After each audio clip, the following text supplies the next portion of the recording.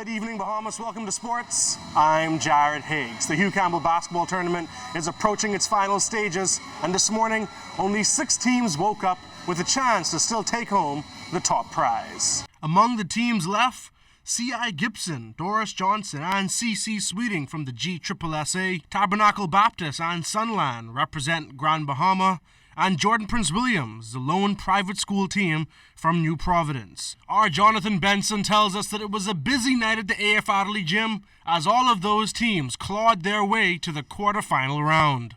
The Jordan Prince William Falcons and Anatole Rogers Timberwolves playing in the game of the day. This one went back and forth all the way through. With under 30 seconds to play, Anatole would take a 49-47 lead. Prince Will a little careless with the inbound. The Timberwolves come up with the steal, and the Falcons are forced to foul with 15.6 seconds left on the clock. Anatole with a chance to put the game away at the free throw line, but Dominic Bridgewater misses both free throws. Prince Will pushes the ball up the court. Randon Scott is going to find a wide open Franton Newton for an easy layup to tie the game. Anatole with one last chance. Miles Green puts up a 3. That's off the front of the rim. It's batted around, the horn sounds, and we're headed to overtime. In that extra session, both teams would trade buckets early on, but down the stretch, it would be too much Falcons. They end the game on a 10-5 run and send Anatole home. Prince Will moving on with a 59-54 victory.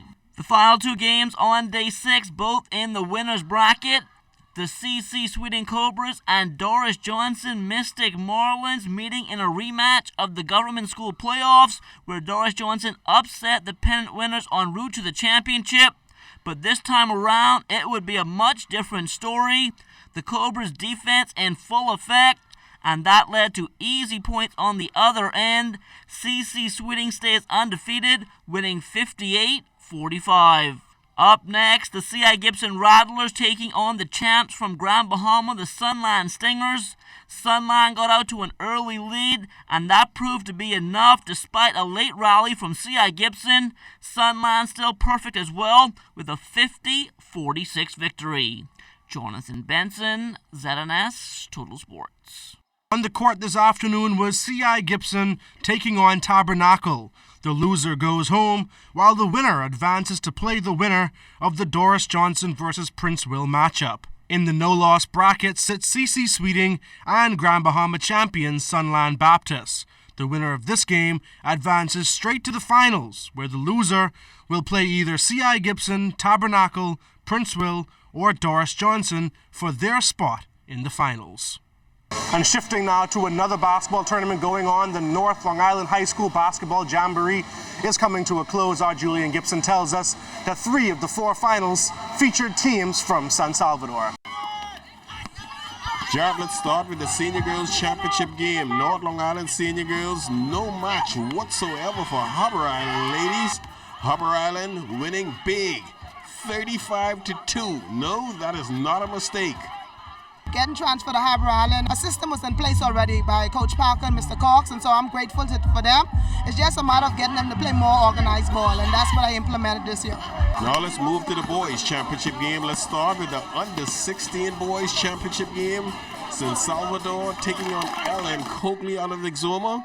Boy, this one was a great ball game. Went back and forth, but in the end, San Salvador edging out Ellen Coakley to win the ball game.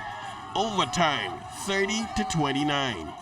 Coaching these kids, sometimes it takes a lot of them listening to you with the intensity of the game. I saw where some of them was falling down on the job, a little bit out of shape, but I think we're going to pull it off, but we just have to play much harder. You know, the Ellen Coakley team was well coached. Under 14 boys, championship game, NGM Major taking on San Salvador. That's right, Coach Esbron had 3 teams in the big dance. San Sal would win the championship 26-21. I think we played excellent, and even on defense, we got to blow the team out. And yeah, that's pretty much. How does the championship feel? It feels nice to win this game. My first year, it feels nice. Let's move to the Senior Boys Championship game. St. Sal in the Big Dance once again taking on the North Long Island Stars. Stars fans all pumped up, hyped, ready to celebrate. And folks, they would celebrate North Long Island Stars defeating San Salvador, stopping that win streak of championships at 2 for San Salvador. Stars win 26-17. We fought with heart, and we never gave up, and we just keep in with it. And we know San Salvador is a good team, but since we had heart, we might not be in the biggest team, but we had heart, and we played tough in a rough game, and we come up on top. How does the championship feel for you? Feels great. First time Long Island win in 6 years. A successful staging of the North Long Island High School Basketball Classic. Reporting for ZNS Total Sports, I am Julian Gibson. Over at the Big Ten Indoor Track and Field Championships, it was a heyday for Bahamian athletes. Topping the list of success was Devin Charlton of Purdue. The former soccer won gold in the 60-meter hurdles, setting a new national record of 7.97 seconds. Charlton also took home the silver in the 60-meter dash and a fourth-place finish in the 200. Kaiwan Culmer of Nebraska also had a gold medal performance of 15.76 meters in the triple jump. Another triple jumper, Danielle Gibson of Penn State, earned herself a silver medal with a jump of 13.1 meters. Pedro Seymour of Illinois was third in the 60-meter hurdles in a time of 8.16 seconds. And Kamisha Cox of the Purdue Boilermakers was a part of a team that won gold in the 4x400 meters. And that's all the time we have for sports. Tune into the ZNS Network in the morning for all the scores from today's Hugh Campbell action. Once again, I'm Jared Higgs. Your weather forecast still to come.